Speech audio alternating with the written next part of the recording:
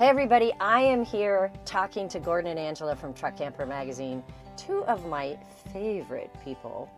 And we tried to get Cosmo out of the shot and it didn't work. So we are podcasting with Cosmo, who is their black cat that travels with you, right? I'm sure I'll have a lot to say today, so yes. Yeah. He loves to be the center of attention. Yeah, as long as he's quiet, he can stay. Okay. So if you're watching on YouTube, which, by the way, you guys can see us on YouTube. We do record these.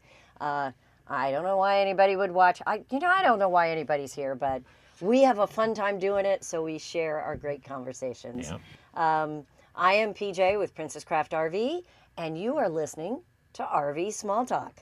So Gordon and Angela, you guys started Truck Camper Magazine how many years ago? Almost 19, January 26th, 2025. Oh, you remember the day? Yeah, well, January 2007. 2007, and then January 26th, 2025 will be our 19-year 26. anniversary. Yeah, 2026. Oh, I my know. goodness. This year has been crazy. We have been on the road since May, going to lots of factories, going to lots of rallies. We've had a really good time.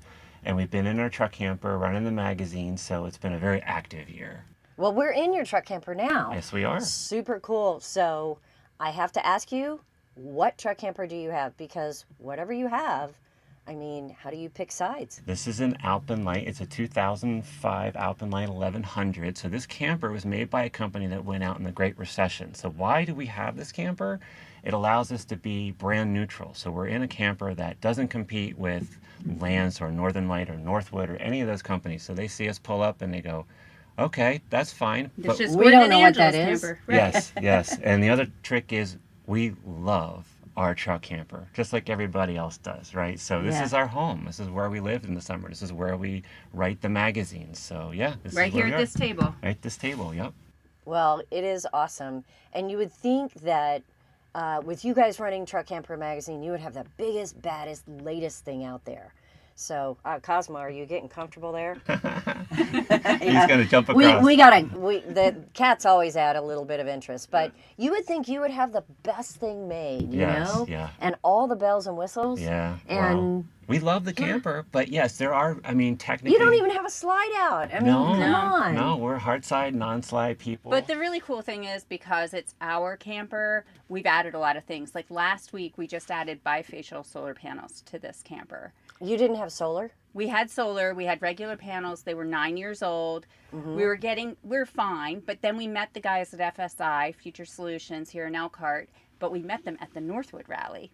And they go, we're putting bifacial panels on all Northwood truck campers now. And what are bifacial panels? Well, Northern Light now just started using them as well. And the sun comes down, it hits the roof, and then you're getting charged from under the panel as well as on top of the panel. Right. So you're getting more wattage.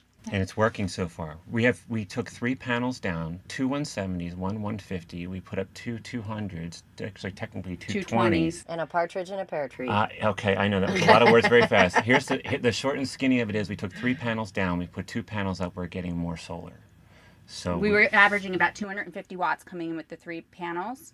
And now we're getting about 300 consistently. We've even seen 325 on 440 watts of solar. So new solar panels and the bifacial added to it, you get a lot more power than a solar panel that's 9 years old.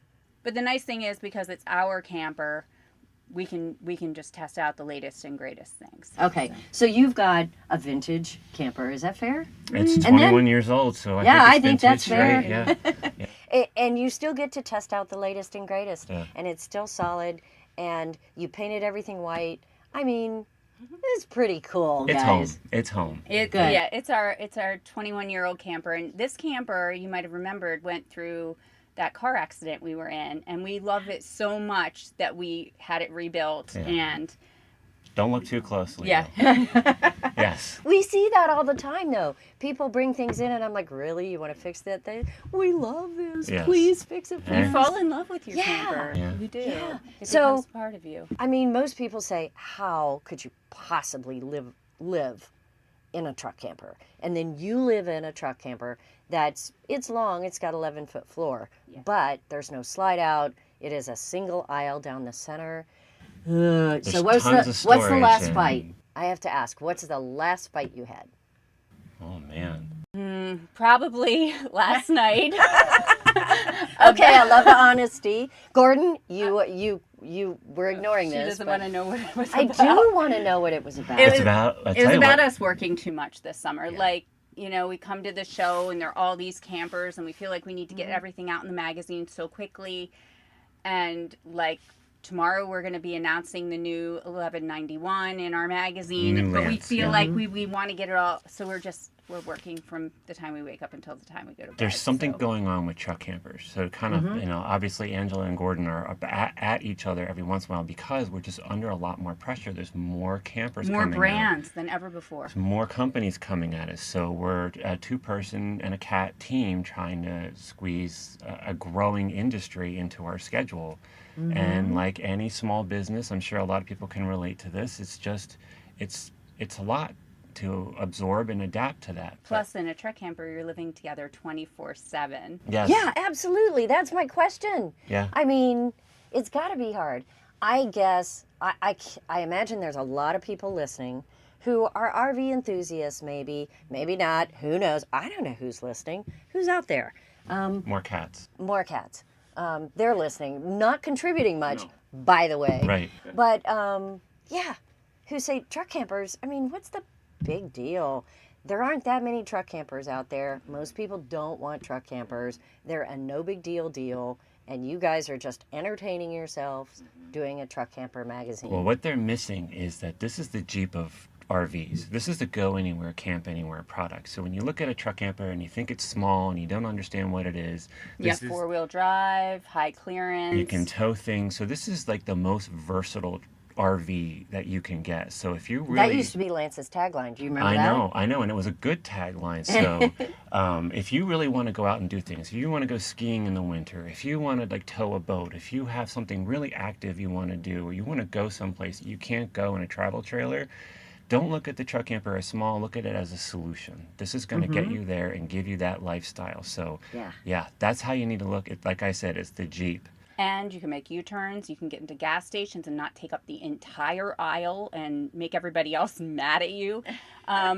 You don't take out the pump when you turn too sharp. Yes, and that happens. So, yeah. And also, as a woman, I do not feel intimidated driving it.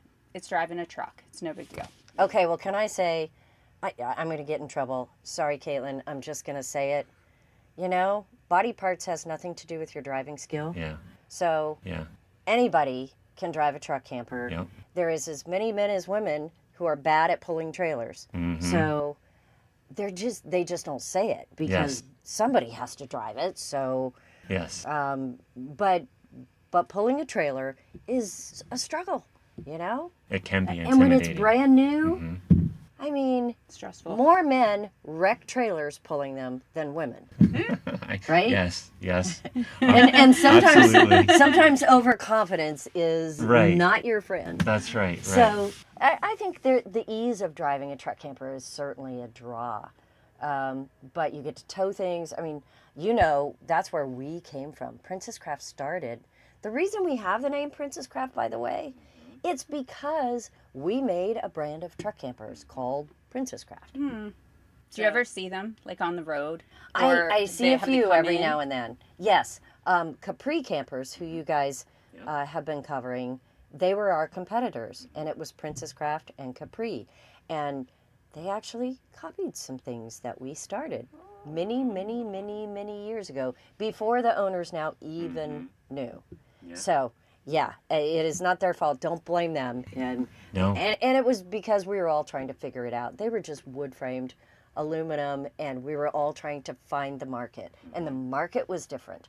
So, enough talking. What the hell is going on? Because if you're not paying attention, you may not know that truck campers are really starting to gain huge popularity. I think what's happening, honestly, is that we all know that van life took off. Van right? life became a phenomenon, Right. both in the RV world and in the overland world. Well, I think that's starting to run its course. People are starting to realize that it's very hard to insulate a van. They're metal and they conduct heat, they conduct cold. You can't really stand on a lot of them. There's a lot of limitations. You can't take it. You can't take a van apart like you can take a truck camper. If something happens to your camper or something happens to your truck, like we had an issue with our tires, and we could take the camper off in the lot. They took care of the truck. We could stay in the camper for the day. So the van life community through Overland, because Overland is really going truck campers. Like you go to Overland Expo, we've been to a lot of Overland Expos over the past year, but recently we went to Pacific Northwest Overland Expo, and there were 10 truck camper manufacturers there. that we knew, There were and then a couple extras. There we were at didn't least even know 100, existed. 150 truck and camper rigs in the camping fields. I mean, it was a truck camper event with a lot of tents and motorcycles around. It was amazing. So I It think, didn't used to be that No, way. No, it's maybe 3 or 4 changed. brands, and now it's like at least 10 to 12. And 3 or 4 really skimpy brands. Mm-hmm. Yeah, it used to be that Overland Expo, which is really cool. These are the extreme camping. They're the people that don't want all the amenities. You know, you go out there, you've got something on the back to sleep in. The rooftop tent industry was born there, was improved there, and had become a big thing. I mean, all of the cooking things for cooking over a fire, the serious hikers, the off-grid, all of those things were what you would expect at an Overland Expo. And now, wow. Well, truck campers It's come in changed. and it offers a solution to a lot of what that audience wants to do. And I think because the more and more truck campers are showing up, truck campers are being recognized for what we always were. We were Overland before Overland was Overland. It's on my homepage. I put that on there. We were the original Yes. Overland. Well, I'm not saying that to boast so much as I think we're finally getting recognized for it. And the van life crowd and the crowd that's on the tent, they're finally looking at truck campers and going, huh. And it's catching. And it's go anywhere, like pretty much. I mean, of course, our Wow. long hard side Not cannot this go truck where camper, a right. little 4-wheel camper can go, but we can still go off grid, BLM land, on the beaches there in Texas. We've And there's a been lot on of there. young, exciting truck camper companies like Supertramp and Outpost, and these teams are in the management and foundation that they're in their 30s, and They're so bringing excited. New ideas. they're bringing new materials and new concepts and new designs, and they're not steeped in the whole RV world, so they don't even know what this part of the market is doing. So they're coming up with new solutions, and it's really exciting to see how they're adapting to the overland market. And in doing so, they're opening up what the whole concept of a truck camper is. It's becoming okay. more. And they're bringing a younger crowd in. Okay, Yes. I have to say, I've been in this business 30 years, and even I'm rolling my eyes just a bit. Okay? Because seriously, a truck camper, regardless, this is, even if you get the biggest truck camper, it is the size of a nice walk-in closet. So I mean, seriously, how innovative can you be? How many new ideas are there? How many different ways can you rearrange your closet? Well, they're Right? Supertramp is using infused fiberglass. So Oh, materials. they're using incredibly strong, like military or aerospace grade fiberglass materials and construction methods. So Why? To make it more expensive? extremely light, extremely rugged, like roll it down a hill and keep going kind of durability. Which is exactly what the overland market wants. They're But also I don't want to roll down a hill in a truck No, camper.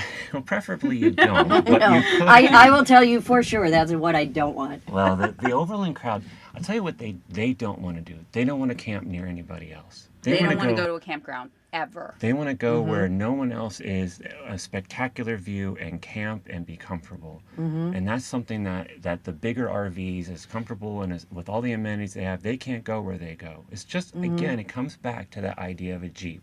A Jeep is not as comfortable as a luxury Lexus or something, but you can take that Jeep places and do things that Lexus would be broken in half before it got there. So that's what truck campers are all about. And I do think that there is an idea that I have that the overland market 7 or 8 years ago when it really started becoming a thing, you almost had to be uncomfortable to be cool. Yes, that is a part of it. In fact, Yeah, it's and you're thinking, okay, you guys go be you, but you know what? I don't need to suffer to think that I'm doing something cool. And I think that has changed. It really has now come into view that the piece that goes along with that is the adventure. So Overland is starting to embrace the idea that you can be a little bit more comfortable. They're starting to embrace the idea that, hey, why don't we have a bathroom in our truck camper? Or at least a toilet or a cassette toilet. And then the funny thing is, here we are right now at this moment at the Elkhart open house, and there are RV companies who build truck campers that are starting to embrace Overland. Maybe we can be a little bit more rugged. Maybe we can embrace putting a Rotopack on the side and Max Tracks and, give it a little bit more austere presentation. So you're having both sides of both markets, the Overland market and the RV market. Try to be in the middle of that Venn diagram, They're right? starting- To get both markets if they can. Starting to But learn. can you? Do you think people can? I don't know that we've seen. Okay, four-wheel campers has been successful at this for a long time. Meaning four-wheel campers, they have sold to some of the more traditional RV side of the market who wants that, and vice versa. Who want pop-up campers, right? And have like North Star campers. I mean, he definitely gets both sides. I'm talking Especially about- with like his 850 SC and the 650 SC, We're where you got talking like a about little Rex. bathroom. Yeah, North Star, right? Yes.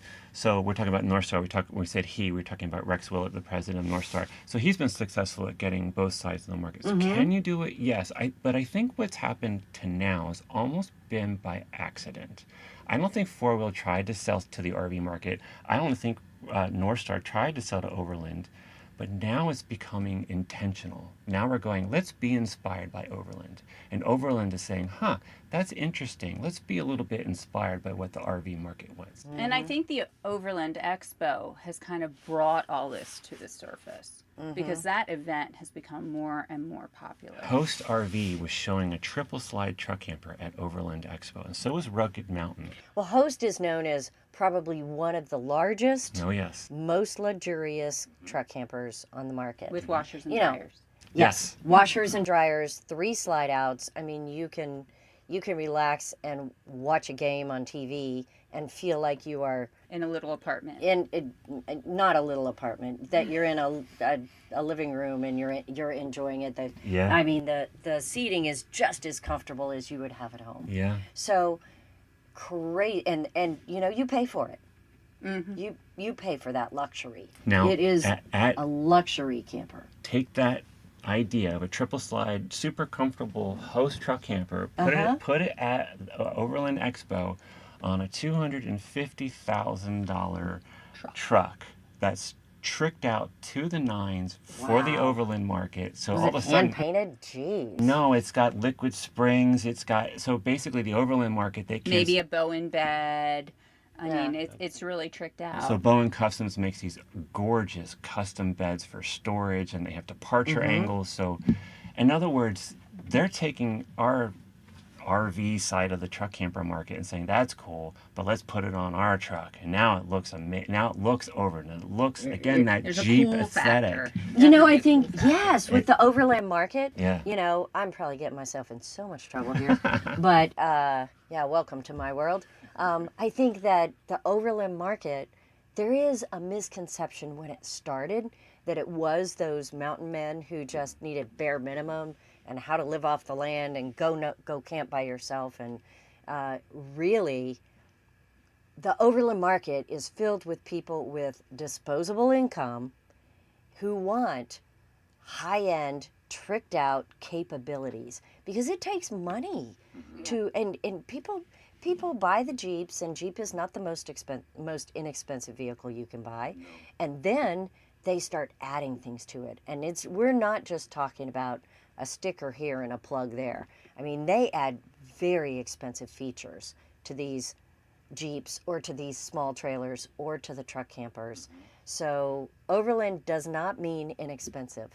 Oh no. No. Usually it's the opposite So of that. it- Pound for it pound, is Overland costs. tricked out. Yes. Yeah, as truck campers are. Truck campers, people say, yeah, I was thinking about a truck camper because, I don't need much. Well, truck campers are expensive real estate in the business. In comparison to a In travel trailer. comparison to a basic, entry-level travel trailer. Right. So, yeah, it's interesting how this market has just all melded together. Yes, it has. So you have toured factories this All year. summer. We have been So- very busy. What do you see in these factories?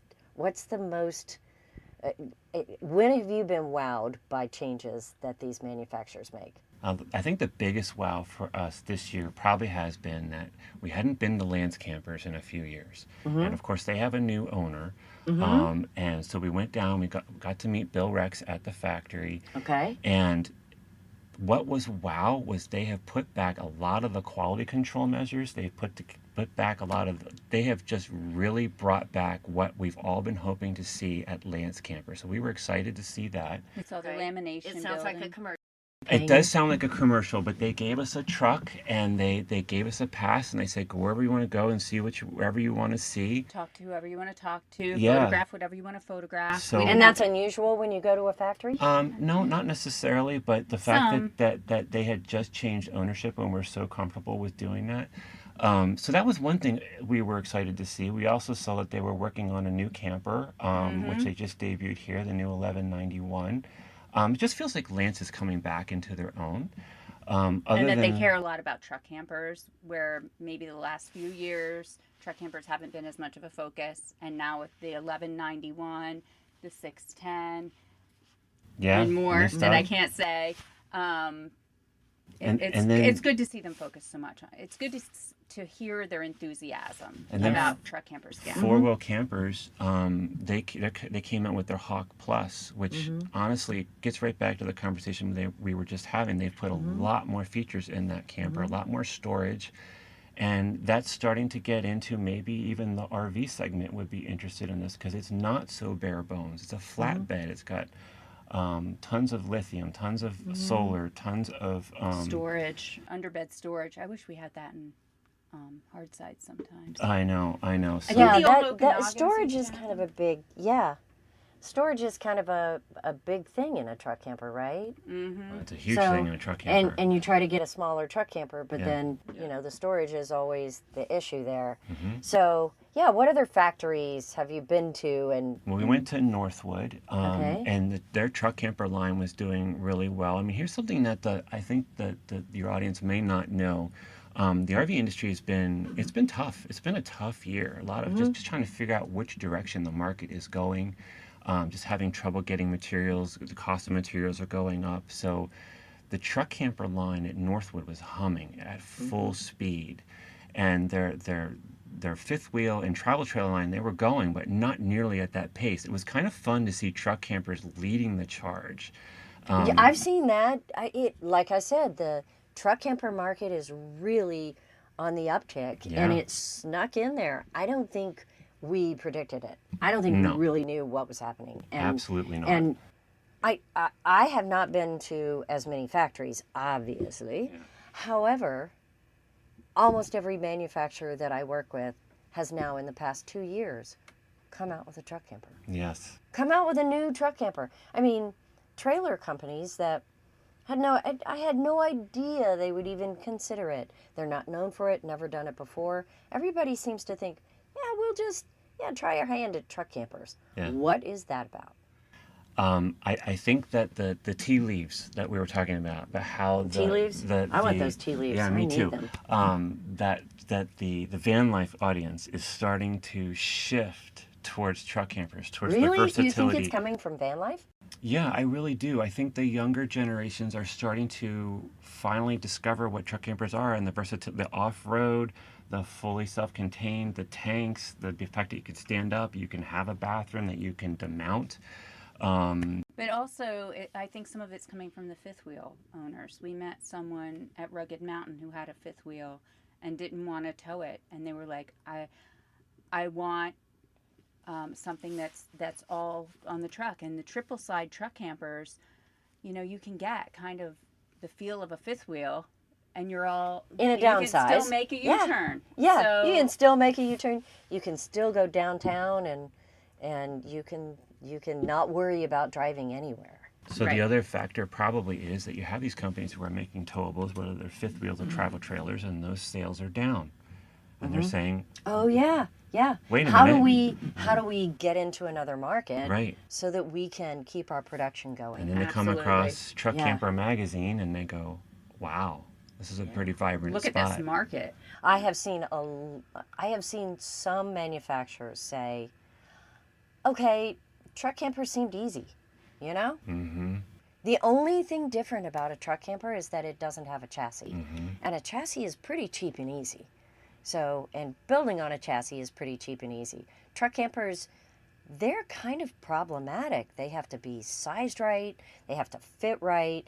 The trucks are all different sizes. The wheel well heights, the cab heights, the wall on the side of the bed. There is nothing uniform about a truck, a pickup truck, because next year they might decide they're going to make the side of the bed 2 inches lower and the cab an inch higher. Or, I mean, about the only standard thing is you got 48 inches between the wheel wells. It's definitely not a sector that any of these companies should go into lightly. It's There's a- They really lot have of- to learn it. And Yeah. we've seen companies make mistakes in the beginning on their prototypes because they don't realize exactly, or they make it for the Ford and then they realize, oh yeah, there's Ram and GM and Yeah, Toyota. or they only measure one truck. Right. Yeah, we all know some of the companies that have put out a truck camper and said, "Hey, brand new adventure," and then you figure out it only fits one truck. Mm-hmm. You can't put it in anything else because it Right. doesn't fit, and you're like, "Oh, jeez, Yeah. what a nightmare." No, do not come into truck campers unless you really take it seriously. We also have a reader survey about what our readers want in a truck camper. Which we just conducted about a month ago. You do that almost every year, right? Every And other year, we do it every yeah. other, so it doesn't get, the readers don't get too bored with it. But it's 50 some questions. It took the average reader about 16 minutes to fill out.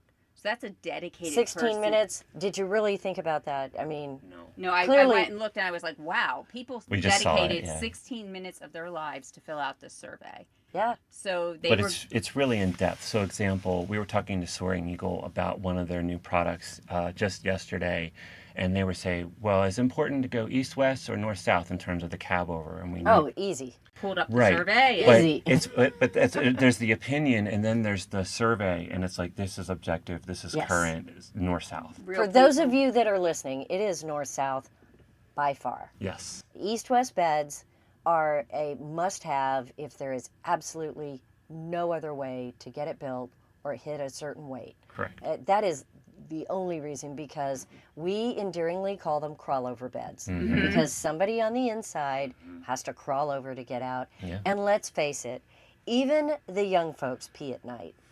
All right? I just want to point that out. This It's is- not just the old folks like me. We talk to the Overland crowd about this all the time because they build. Okay, we're just going to say this: truck camper. The truck campers have been coming out from the Overland market. We call them CWABs. CWAB stands for Campers Without a Bathroom. That's just Angela and Gordon. This is our personal lingo. Like, oh no, it's Yeah, another but you've been CWAB. pushing that lingo for a long time. Yes. I've heard that. And it's like, and we tell them, like, guys, everybody pees. Like, I know that's weird, but we need a bathroom. You know what I love about the Overland market, though? They have and the truck camper people in general, they have no problem talking about pee and poop. Yeah, right. I mean, they have, and it is two separate things. Right. Right? Literally, yes. They get, literally and conversationally. So they have no problem talking about this. You never know the crap we're going to talk about. Yeah, You never know. yeah, I know. Sorry, but there is the crap we're going to talk about. Oh, you're so funny. So you have to know, Gordon. I had to point that out. Yes. But yeah, it's part of a thing. Yes. And the Overland community, they've got wrap-on toilets. They've got, oh no, I forget the name of cassettes, but they've got the composting They've got the toilet. compost, the dry flush. You know what? We did a whole podcast on all the different kinds of toilets. Yes. And yes, Clint and Lindsay thought I was crazy when I said we need to talk about toilets. Yes. They're like, "Do we really?" Oh, yes. And I was like, "Yeah, it is a thing." Everyday life, you need it. And maybe that's one of the big differences, because how many travel trailers do you know without a bathroom? I don't know. We don't know the market, but I would think not many. I can't think of one. Unless of we're them. talking about teardrops. Well, you've got the little teardrops. Little camps have Yeah, like tiny the- teardrops. Right. But don't I wasn't, have a I wasn't bathroom. thinking teardrops, but yeah. No, I was But thinking bigger. but I will tell you, teardrop campers are really overland people at heart, Oh, there we go. and they are very much a part of the truck camper style, where they're quirky, they're fun, they're individuals. They don't want to necessarily camp in a campground. They are unique humans. So you selling the tiny trailers and the truck campers kind of as a nice fit for your dealership. Luckily enough, yeah, it did not start out as a well thought out process, but first of all, we're named Princess Craft, and we were in the middle of literally nowheresville. People had to hunt us down, and we started with very small trailers and truck campers, and we got all the quirky people, and I loved it. Yes. I loved it, and I still love that. But that's a great thing about going to a rally Yeah. because you get to meet people. Yes. And you do realize that it takes a special person to live in such a small space with their spouse 24/7. What do you mean by that? But Yeah. what I'm saying is, the people that go to the rallies, they generally, just easygoing, and you have to live in these little small spaces. So. But I will also tell you that, a lot of people who were standard travel trailer customers, and traveled very traditionally, if they're brave enough to try a truck camper or a teardrop, they always say, wow, I didn't think I could do this, but I could do this. Yeah. Yeah, I thought this was just the weirdos. And maybe it is. Maybe only... Oh, it's definitely just the weirdos. I don't know. I love the weirdos. But we love them. Yes, We we totally are do. Them. Let's face Yeah. it. Yeah, you We're- are them. We're the leader. I'll of just the- say, I think yeah, we're the you are leader them. of the weirdos. What do you think? Is that? Leader of the weirdos. I remember the first time we got into a truck camper before we started the magazine, and Gordon showed me this truck camper online, a picture of it from the outside. And you were And it- not impressed. I was like, Gordon, I really don't want to live on the back of a truck. And he's like, let's just go to the dealer and look at them.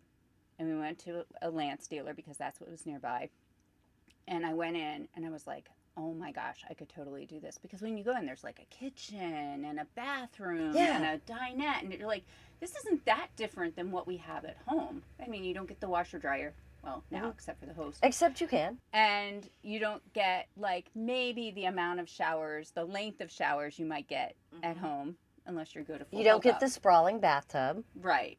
But in general, most everything is in a truck camper that you can get at home. You can be very comfortable in a truck camper. Absolutely. But I didn't think that when Gordon first presented truck campers to I me. would tell anyone who wants to go places where there aren't other RVs, wants to get away from expensive, crowded campgrounds, wants to see the most beautiful places in our country, to at least go take a look at a truck camper. Just step in it and say, I know this is smaller. I know this is a little bit more compact than I'm used to, but imagine where we can go and what we can do with this product. And that's the whole idea of And truck sometimes camping. until you physically get to a dealership and experience it, Yeah. you don't realize it. Well, I now didn't. you sound like a commercial, and I thank you for that, because that's exactly what we have to tell people every day. We live in our camper 6 months of the year. It's not a commercial. We've been doing this for, 20 years truck Yeah. camping, 19 years magazine. we really do love this. It's not a game. It's not a marketing thing. If we stopped the magazine, we'd still have a truck camper. Yeah, We could not absolutely. go to anything else. We love truck camping. Yes. Well, I hope so. Yes. Because you have really built your business around it. Yes. Right. So you do it. You Right. do it every day, morning to night. Apparently, you fight about it too. So, Well, Yes, so we do. here's yeah. So not now. The last question I have is, how many truck camper manufacturers do you think there are right now? Because there used to be like 7 tops. It felt like. it And depends. now, how many do you think there are? I mean, there are a couple of companies that have built 1 or 2. I don't know that Well, let's not count them as opportunities for people to buy. I would say 40. 40? 40, 45 at the most if you kind of stretched Stretch it. But definitely 40 serious truck camper companies. Yeah. Wow. that is mind blowing. And a lot of factory direct too, right? But yeah, we don't Capri. care how you get to buy them. No. But you get choices. I believe that in the truck camper industry, there has never been this kind of variety. There has never been this kind of choice. And it doesn't matter if you want a basic, what I endearingly call rodeo campers, which is what we built, which is basically a really stripped down bed, maybe a stove, and probably a shower, because cowboys need showers. That's what Capri is today. Yes, that's what a rodeo camper is, that Capri makes. Then you've got off-roads that are just bare bones, a place to sleep, all the way up to, and in between, you've got a host camper. You've got Lance, you've got all these standard companies that build very comfortable options. You have Rugged Mountain, who will only build you a camper for a Class 5 truck because it's so big. They're a Granite 11 RLs. Okay, Angela's correct. But Okay. they're But multi-slide generally, flatbeds are 90% So many of what they options. build. Yeah. It's From the rugged Overland all the way to the luxury, and literally everything in between, and a lot of crossover. And now a lot of the mainstreams have an Overland version, and a lot of the Overlands have a comfortable plus version. So it has never been better. So you guys, if we have inspired you to look at truck campers, go to Truck Camper Magazine. There I'll you do go. your commercial. Oh, no. Because you guys talk about everything Yes. from one end to the other, and I love that. You've got so much to explore.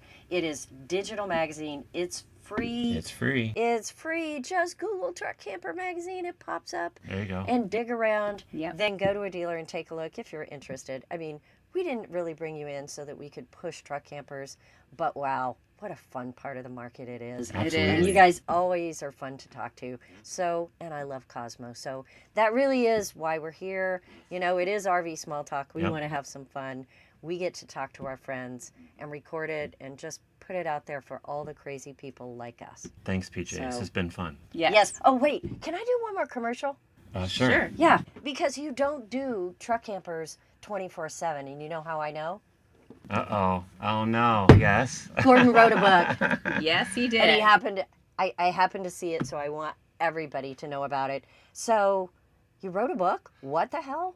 Okay, so Titanic Man. so COVID hits, and It of is course, not about truck campers, It right? is, well, okay, so COVID hits, and obviously Angela and Gordon couldn't go to truck camper factories and truck camper rallies, so for a Okay. little while everything was kind of put on hold.